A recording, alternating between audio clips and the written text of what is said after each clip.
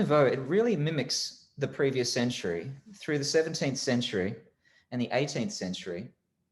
So through the 17th century, we've got Baroque, and then in the 18th century, we've got Rococo.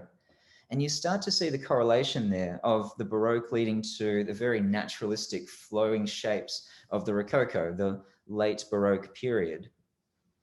And it's very similar to Art Nouveau and the arts and crafts movement, which generated a lot of its thought from the Gothic revival period, which generated a lot of its thought from the Baroque.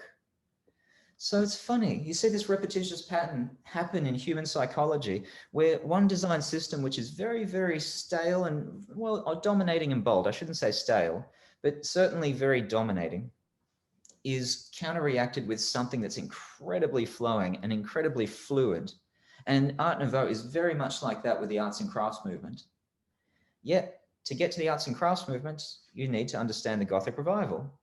And for those of you who have been following my lectures, you'll know that we've delved into the Gothic revival many times. And there's even one complete lecture dedicated to the Gothic revival, an earlier one, I believe it's around week 4-ish. Go have a watch of that. We're going to revisit some of those pieces today, because to get to arts and crafts and to understand its psychology, we need to get to really see how people reacted against a lot of the systems of design that were popular during the times. But how do we go from something like this to get to Art Nouveau? Here, we've got a beautiful mourning ring. We've got the acanthus designs and roses, which is very emblematic of the Gothic revival period. Got black enamel. Beautiful garnet there. But it's very simple. Yet it's still floral. It still has the elements of lush design.